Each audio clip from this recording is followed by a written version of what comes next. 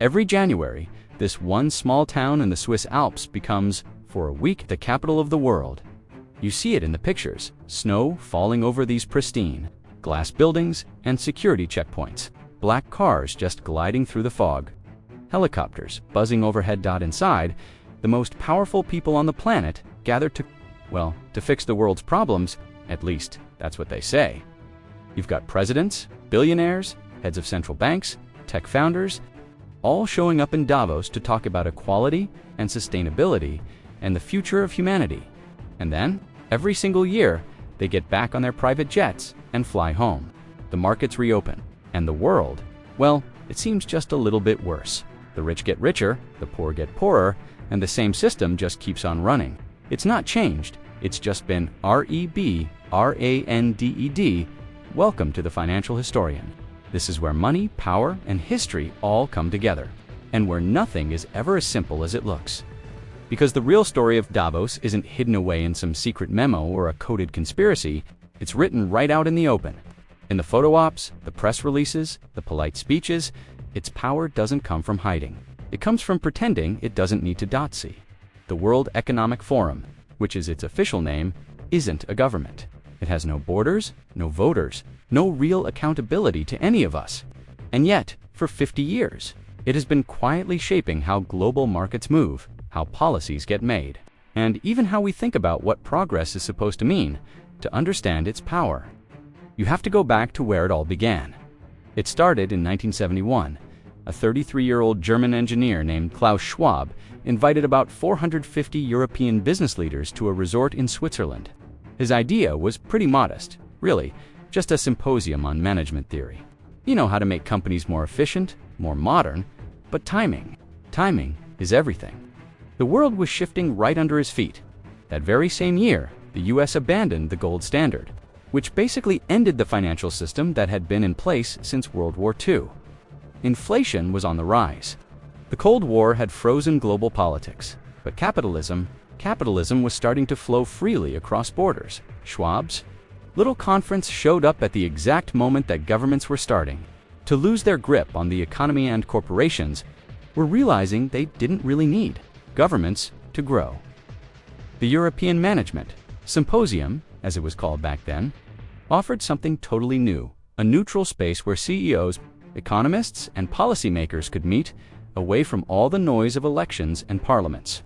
No press, no protests, no politics, just power. In Switzerland was the perfect spot. Neutral, wealthy, discreet. A country famous for its banks was the natural home for the world's first gathering of borderless business. This wasn't about democracy, it was about efficiency. At first, it was a small thing, an expensive curiosity. But Klaus Schwab was ambitious. He didn't just want to host a conference. He wanted to build a platform for global coordination, a place where the leaders of this new global economy could all learn to speak the same language as the 1970s. Brought oil shocks and economic chaos, Davos found its true purpose. Governments were stuck, just trying to manage one crisis after another. But corporations, they were adapting, and they were adapting fast, and Schwab gave them a stage to do it on. By the 1980s, the Davos meeting wasn't just an event anymore, it was an institution, kind of an unofficial parliament for globalization. And by 1992, it had a new name, the World Economic Forum. It sounds almost official, right? Like a branch of the UN or something. But it's not. The WEF is a private foundation. It's not an international body. There are no treaties, no oversight, and it gets no public funding.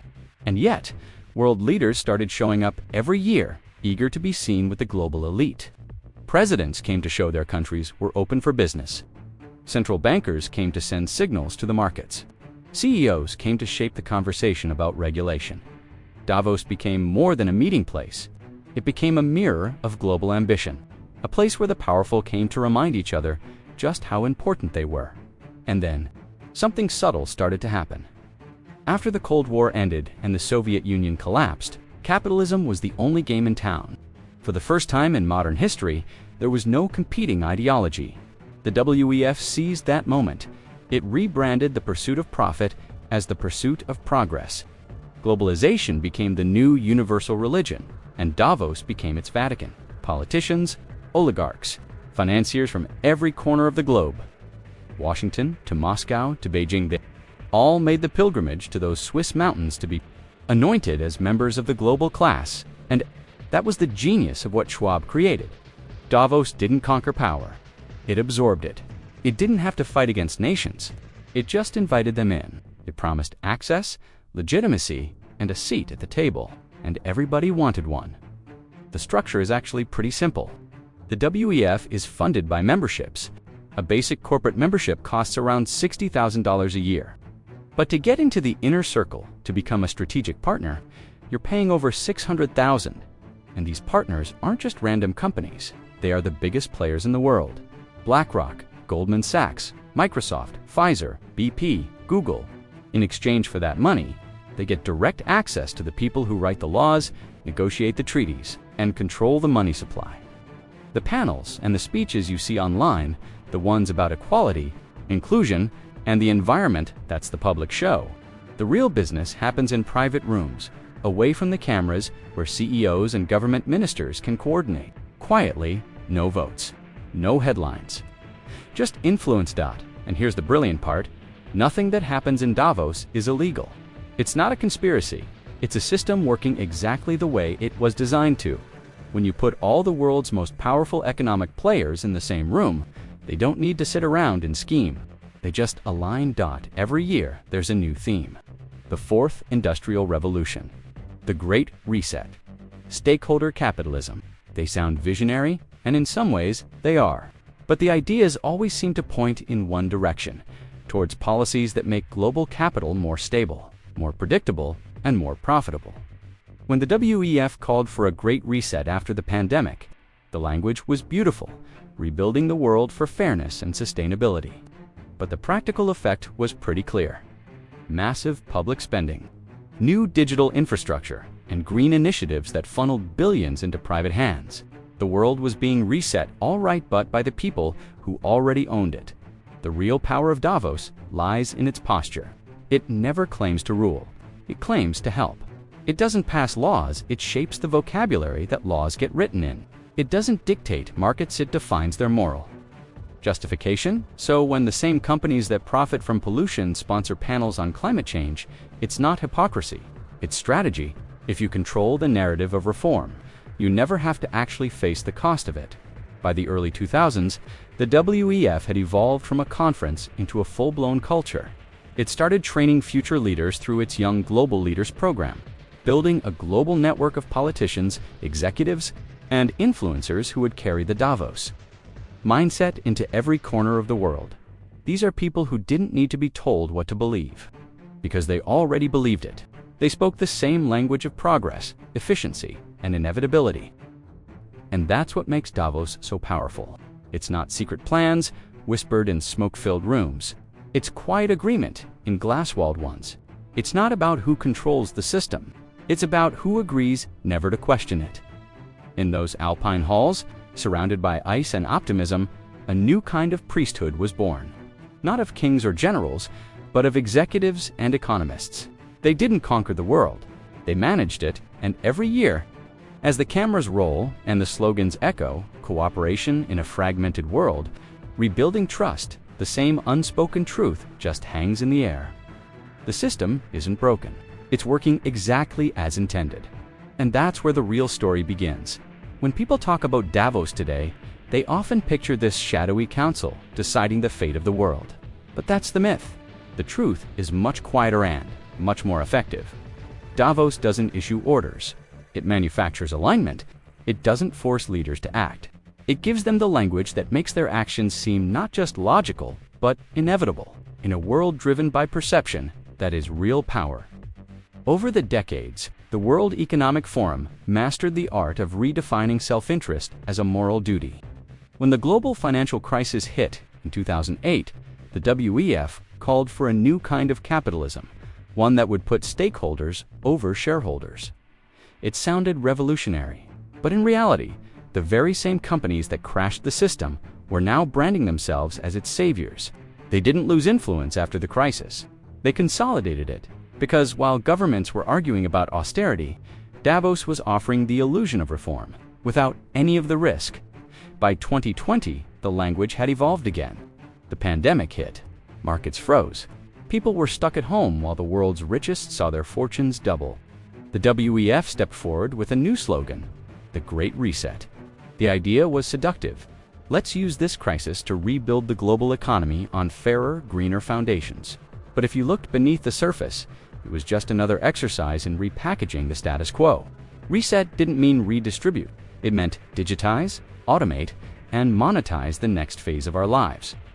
Every reset needs a framework, and Davos had one ready: stakeholder capitalism. It's a term that suggests a moral awakening that companies should serve not just their shareholders, but also their workers, their customers, and the planet. But in practice, it means that corporations get to volunteer to define what social good is, all by themselves, with no democratic input. It's regulation by reputation, accountability through branding. If you can market virtue, you can profit from it. And when you look closer, you can see how this system works. The same corporations that fund the WEF sit on panels to advise governments on sustainable energy, digital identity, and global trade. The same consulting firms that draft ESG standards then sell the audits to comply with them. The same banks that talk about inclusion are quietly shaping monetary policy in private sessions in the Alps. Davos isn't a conspiracy, it's the visible architecture of elite coordination. Outside, the symbolism has become almost theatrical. Every year you have activists protesting in the snow, while rows and rows of private jets line the local airport. Inside, champagne glasses are clinking as world leaders give speeches about carbon neutrality. It's a town of 12,000 people hosting an event that burns more fuel in a week than most small towns use in a year. Even the contradictions have become part of the ritual. It's proof that Davos is untouchable, that hypocrisy doesn't even need to hide anymore. And yet, attendance never drops. Because Davos has become what every power structure eventually becomes, a stage. And to skip it is to admit you're irrelevant. For a politician, it signals legitimacy. For a corporation, stability. For an emerging economy, access. And behind the scenes, that access is priceless. Deals get made, partnerships are formed, narratives are tested. The public panels are just the window dressing for the real negotiations happening behind closed doors. The cameras film the optimism. The contracts shape reality. It's easy to just dismiss all of this as elitism, but it's more complex than that. The WEF doesn't operate by force. It operates by consensus. Its real strength is how seamlessly it blends power with purpose. When you gather the people who control most of the world's capital, they don't need to collude. They just need to agree on what sounds reasonable. And so, climate change becomes a financial product. Public health becomes a private market. Poverty becomes an opportunity for impact investment. Everything, every crisis, every cause can be folded into the system as long as it yields a return. And that's why Davos feels so immune to criticism. It's not an ideology, it's a framework. Its language is so flexible, it can absorb any opposition. If you accuse it of greed, it answers with philanthropy. If you question its legitimacy, it invites you to join. Every empire learns this trick eventually. Make rebellion look like participation in a lot of ways. Davos is the logical endpoint of modern capitalism. A borderless economy needs a borderless council. The WEF provides it. It's a place where nations appear to coordinate, but are actually just competing for the same capital. Where public institutions look sovereign, but depend on private partnerships to even function. Where every problem from climate collapse to economic inequalities treated like a branding challenge, not a structural flaw. Even history echoes here. In ancient times, empires built temples to signal unity under a divine order. In the 19th century, colonial powers met in salons in Europe to carve up the world under the banner of progress. Today, we gather in the Alps, not to divide territory, but to align narratives. The rituals have changed. The outcome hasn't still. There's a growing tension. Outside those glass walls, trust is collapsing. Populism, polarization, economic despair. These are all symptoms of a system that speaks in moral language while it runs on debt and extraction. People have a sense that the big decisions are being made somewhere else, by people they'll never meet, and they're not wrong. The machinery of global coordination has outgrown the reach of democracy. And Davos, once a symbol of collaboration, now feels like the command center of that disconnect. The real power of Davos isn't in the speeches or the handshakes. It's in the silence that follows them, that shared understanding that no matter how many crises come and go, the basic rules of the game will stay the same. The free flow of capital, the protection of markets, the belief that the system can fix itself, as long as the right people are in charge. It's a faith that's older than any religion.